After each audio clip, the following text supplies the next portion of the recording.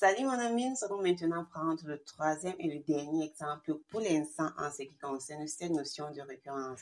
Alors, comment procèdes-tu pour démontrer par récurrence les inégalités? La première des choses, comme on a dit, on va tout simplement définir notre propriété. Très bien. Maintenant que ta propriété est définie, on la démontre pour le plus petit rang. Or, ici, on a dit que n était supérieur ou égal à 3. Ça veut dire quoi? Ça veut dire tout simplement que la plus petite valeur que peut prendre mon n, c'est la valeur 3. Donc, au rang 3, c'est dit quoi? Ça serait tout simplement dire que je viens ici, je remplace d'abord par 3. Donc, j'ai 3 à la puissance 3 plus 4. Donc, ça va nous faire 3 à la puissance 7, ce qui est égal à 1. Donc, tu tapes sur ta calculatrice, tu as 2147. Bien. Maintenant, de même, ici, on remplace par 3. Donc, on voit ce que ça donne des deux côtés. C'est dit quoi? C'est dit que ici, j'ai 3 plus 4 factoriel. Donc, ça va nous faire 7 factoriel. Or, 7 factoriel, c'est... Donc, 7 factoriel, c'est 5040. Très bien. Or, qu'est-ce que je peux remarquer? Or, on peut tout simplement remarquer que si je te dis 2000, c'est bien sûr plus petit que 5000. Donc, comme c'est plus petit que 5000, ceci revient encore tout simplement à dire quoi? Ça revient encore à dire que notre 3, en remplaçant n par 3, est bien inférieur de ce côté en remplaçant n par 3. Donc, je peux tout simplement conclure que ma propriété est vraie pour la plus petite valeur. Donc, P de 3 est vrai. Maintenant, la seconde étape, ça serait dit...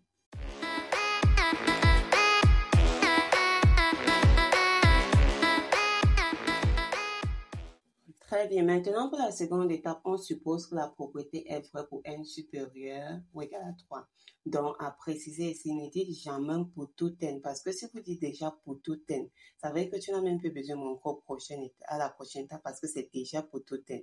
Donc, j'ai en fait fait une petite remarque comme cela sur deux voices qu'on utilisait lors du second jeu. Donc, ici, c'est tout simplement pour n supérieur ou égal à 3, pas pour tout n. Donc, je vais montrer quoi. Je viens ici, là où il y a n, je remplace par n plus 1, ça fait n plus 5. De même, ici, j'ai n plus 5. Donc, c'est dit quoi? Lorsque chaque fois vous voulez en fait montrer des inégalités, commencez toujours par utiliser l'hypothèse de récurrence. C'est dit quoi? Par hypothèse de récurrence, qu'est-ce que je sais? Je sais que 3 à la puissance n plus 4 est inférieur à n plus 4 factoriel. Très bien. Donc, je veux montrer ceci. Première des choses, maintenant que j'utilise l'hypothèse de récurrence, j'essaie de créer quelque chose que j'essaie maintenant de créer ce que je veux. C'est-à-dire que comme ici, j'ai n plus 4, pour obtenir n plus 5, la puissance, je dois multiplier ceci par 3. Ça serait donc dit que maintenant, si je multiplie ceci par 3, 3 c'est un nombre positif. En multipliant une expression par quelque chose de positif, ça ne change pas l'expression. En fait, l'inégalité. Donc ici, ça serait dit quoi?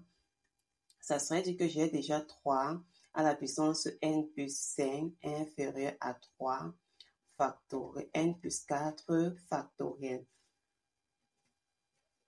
Maintenant, j'ai déjà quoi? J'ai déjà créé ce monsieur-ci. Donc, maintenant, l'idéal, ça serait de créer celui-ci. Or, quand j'ai quelque chose comme ça, quand c'est une inégalité, la meilleure des façons, c'est en fait d'ajouter quelque chose devant, d'ajouter celui-ci en fait. C'est dire quoi? C'est dire tout simplement que si je peux démontrer que ceci est inférieur à n plus 5 factoriel, je pourrais tout simplement conclure que donc forcément celui-ci serait inférieur à ceci. Donc maintenant, la suite, ça serait tout simplement de savoir comment est-ce que je peux démontrer ceci. Donc ça, c'est la réflexion. Donc sur votre copie, vous conservez juste cette fonction, on n'ajoute pas ceci. Donc démontrer ceci, comment est-ce que je peux faire? Tu viens sur ton brouillon. Quand tu as une inégalité, c'est toujours bien de venir sur ton brouillon et de partir en fait sur le principe que tu as déjà démontré ton inégalité. Donc, c'est dire que si j'ai ceci, donc plus 4 factoriel, il est inférieur à n plus 5 factoriel. Donc, pour voir où est-ce que tu peux débuter bien. C'est dire quoi? Ceci, n plus 4, donc je peux le créer ici. Donc, c'est 3 n plus 4 factoriel inférieur à, je peux écrire ça comme n plus 5 n plus 4 factoriel. Très bien. Donc, je peux éliminer ces deux messieurs-ci. Ce qui fait que, donc, démontrer pour arriver en haut, je peux donc commencer à essayer de montrer ceci. Or, si je fais traverser le 5, j'aurai 3 moins 5. Donc, 3 moins 5. Donc, c'est encore du moins 2 inférieur à n. Mais est-ce que je peux créer ça? Oui. Parce que quoi? On m'a dit pour tout n supérieur ou égal à 3. Si je suis supérieur ou égal à 3, ça veut dire que forcément je suis supérieur à moins 2. Maintenant, donc, je viens sur ma copie. Qu'est-ce que je dis? Je viens maintenant ici, je vais dire quoi?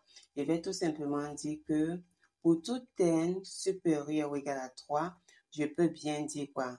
Donc, j'ai n supérieur à 3, il n'est pas besoin de préciser ça. Je peux donc venir directement ici. Donc, je peux remarquer que si je dis n plus 5, bien sûr que ça serait strictement supérieur à 3 parce que n est supérieur ou égal à 3, donc n plus 5, 5 déjà est strictement supérieur à 3. Donc, si j'ajoute quelque chose de positif, c'est vrai. Maintenant, je continue ici en haut. Or, pour pouvoir multiplier, qu'est-ce que j'ai fait? Pour arriver à la prochaine étape, on peut multiplier tout simplement par n plus 4 factoriel. Or, je me rassure bien sûr que ce cher monsieur est positif. S'il est négatif, l'inégalité va changer.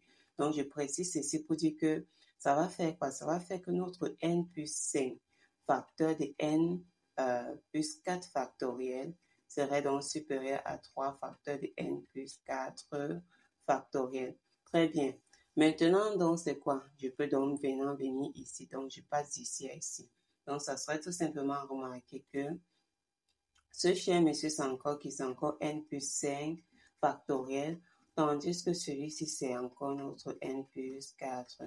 Donc, qu'est-ce qu'on a en fait fait? On a tout simplement montré que ceci là, donc le 3 facteur de n plus 4 factoriel est inférieur à n plus 5 factoriel. Et bien sûr, qu'est-ce que je sais? J'ai montré ça au départ ici en haut. Je sais que ce cher monsieur, lui, il est inférieur à 3n plus 5. Donc, je peux conclure. N'oubliez pas, ne mettez pas en fait cette deuxième partie sur la feuille. Donc, on arrive ici en tirant de ça, ensuite on passe à la prochaine étape-ci. Donc, je peux tout simplement conclure. Donc, je peux donc dire que si tu es inférieur à ça et que toi tu es inférieur à ça, je peux donc dire que 3 à la puissance n plus 5 est inférieur à n plus 5 factoriel. Ainsi donc, on va conclure que notre P de n plus 1 est vrai. Maintenant, comme c'est vrai, ça sera dit quoi? Ça sera dit que la dernière étape de notre démonstration, la conclusion, j'ai bien démontré que peu importe la valeur de n prise supérieure ou égale à 3, j'aurai mon 3 à la puissance n plus 4 inférieur à n plus 5 factoriel, ce qu'il fallait démontrer. Donc, à chaque fois, en fait, essayez en fait de voir comment est-ce que vous pouvez faire pour arriver à ce que vous voulez, mais partez toujours de l'hypothèse récurrente et utilisez au brouillon. Quand vous avez une expression, une inégalité, que ce soit même une égalité, partez sur vos brouillons, partez sur le principe que oui, j'ai déjà trouvé. Maintenant, qu'est-ce qui se passe ensuite? Si j'ai trouvé, je descends jusqu'à ce que j'ai créé quelque chose que je peux débuter avec suivant les informations qu'on m'a données.